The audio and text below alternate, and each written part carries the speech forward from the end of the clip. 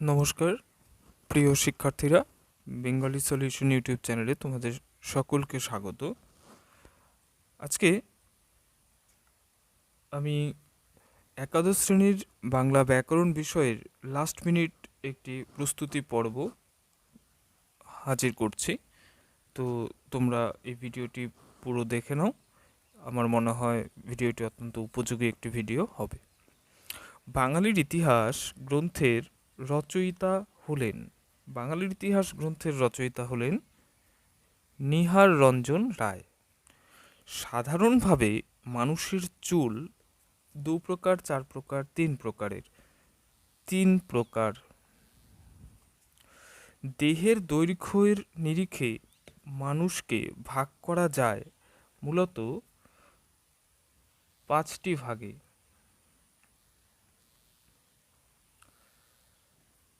বাঙালি একটি ড্যাশ, কোনটি হবে?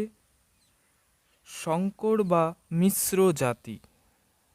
বাঙালি হলো সংকর বা মিশ্র জাতি।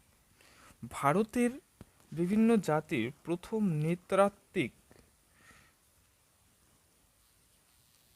পরিমাপ গৃহীত হয়েছিল কত সালে? 1901 সালে।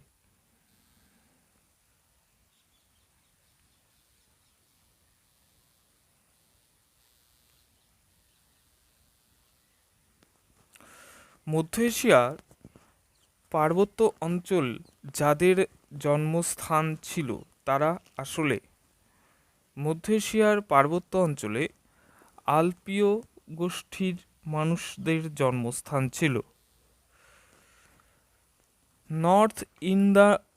North Indian Aryan long heads বলতে বোঝায়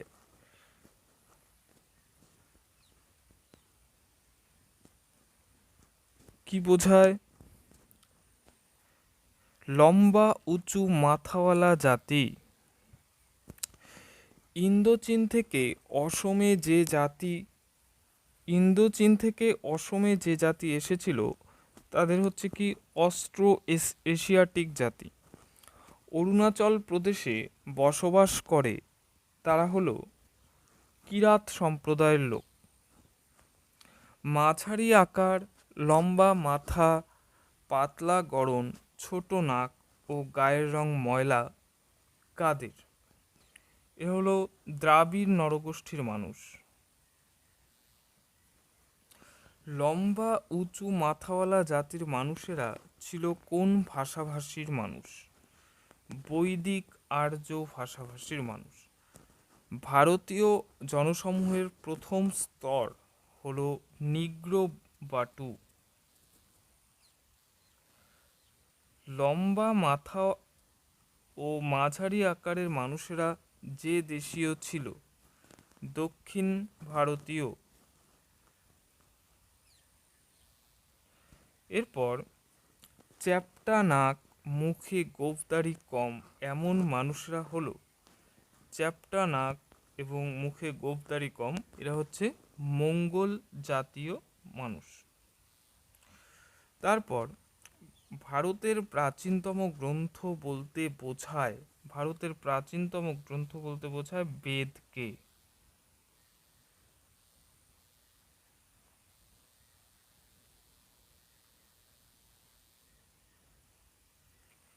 সাধারণত বাঙালি জাতির সৃষ্টি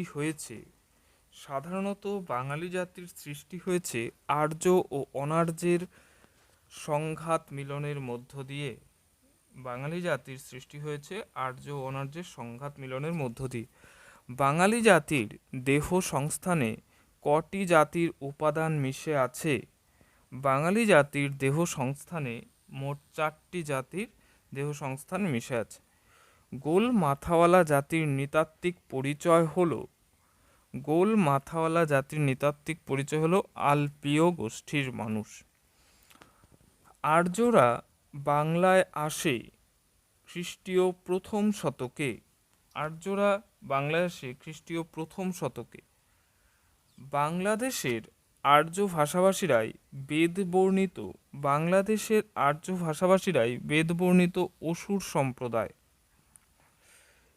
একদম আদিতে বাংলার সমাজ ছিল একদম আদিতে বাংলার সমাজ ছিল কৌমভিত্তিক।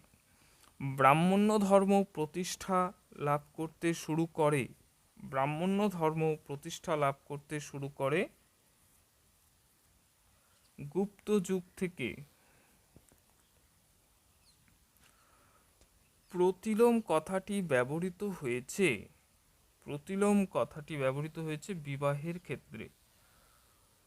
মধ্য নরগোষ্ঠী যে ভাষায় কথা বলতো তা হলো দ্রাবিড় ভাষায়।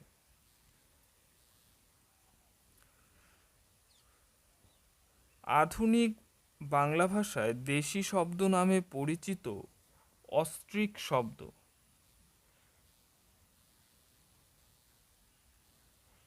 চলে যাচ্ছি পরবর্তী পর্বের প্রশ্নে।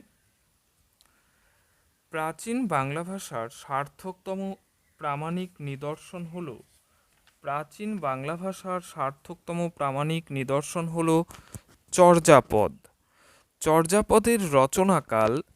চর্যাপদের রচনাকাল হলো দশম থেকে দ্বাদশ শতাব্দী।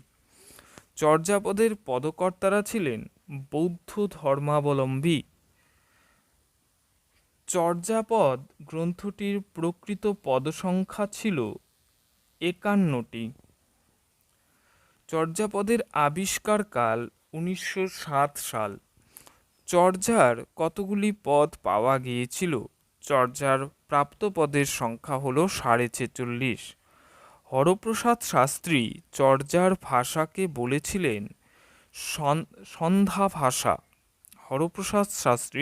ভাষাকে বলেছিলেন সন্ধ্যা ভাষা। চর্যাপদের সর্বাধিক সংখ্যক পদ রচয়িতা হলেন কাহ্নপাদ। টালত মোর ঘর নাহি পরবেশী পদটির রচয়িতা হলেন ঢেনঢনপা। কোন অবাঙালি পণ্ডিত চর্যাপদ নিয়ে গবেষণা করেছেন?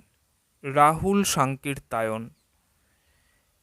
এরপর চর্যাপদে বর্ণিত ডোম ও কাপালিকদের বৃত্তি ছিল চাঙ্গারি বোনা। চর্যাপদ যে ছন্দে লেখা? চর্যাপদ পাদাকুলক ছন্দে রচিত। চর্যাপদের প্রায় সব গানেই নির্দিষ্ট আছে রাগ রাগিনী। চর্যাপদের প্রকৃত নাম চর্যাচর্য বিনিশ্চয়।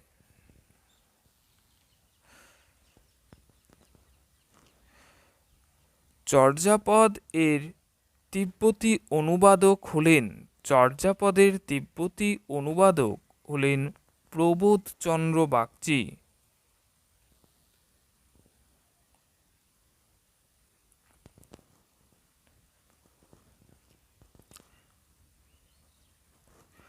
এরপর চর্যাপদ গূঢ় ইঙ্গিত দেয়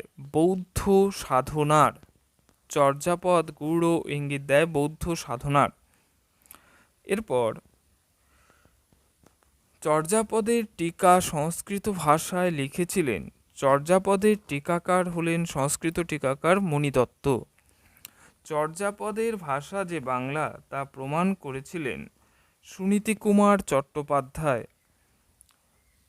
তারপর মোরঙ্গি পিচ্ছ পরহীন সবরি গীবত গুঞ্জরি মালি চর্যার এই পদে প্রকাশিত হয়েছে রূপানুরাগ। লুইপা রচনা করেছিলেন ২টি পদ।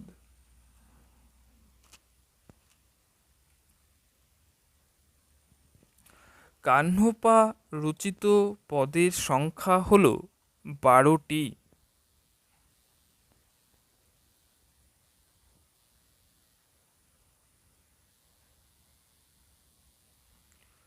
বৌদ্ধ সাধনায় নির্বাণের অবস্থা হল বৌদ্ধ সাধনায় নির্বাণের অবস্থা তিনটি। বাংলা ভাষার আদি গ্রন্থ হল চর্যাপদ। চর্যাপদে যে সমস্ত শ্রেণীর মানুষের জীবনযাত্রার পরিচয় পাওয়া যায় তাদের মধ্যে একটি হল শবর প্রজাতির।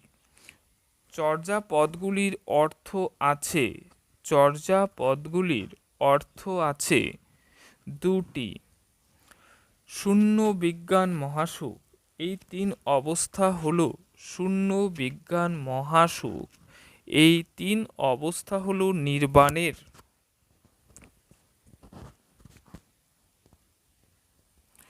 চর্যাপদের আদি সিদ্ধাচার্য চর্যাপদের আদি সিদ্ধাচার্য হলেন লুইপা। চর্যাপদের সবচেয়ে বেশি সংখ্যক পদ লিখেছেন কাহ্নপা। চর্যাপদের আবিষ্কর্তা হলেন হরপ্রসাদ শাস্ত্রী। চর্যাপদ গ্রন্থাকারে প্রকাশিত হয় 1916 সালে। চর্যাপদ প্রকাশিত হয় বঙ্গীয় সাহিত্য পরিষদ থেকে। চর্যাপদ আবিষ্কৃত হয় নেপালের রাজদরবারের গ্রন্থাগার থেকে।